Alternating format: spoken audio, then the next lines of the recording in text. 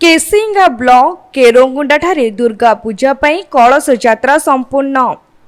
कलाहांडी जिला केसिंगा ब्लॉक रो विभिन्न स्थान रे जगत जननी मां दुर्गांकर पूजा पालित हेउछि।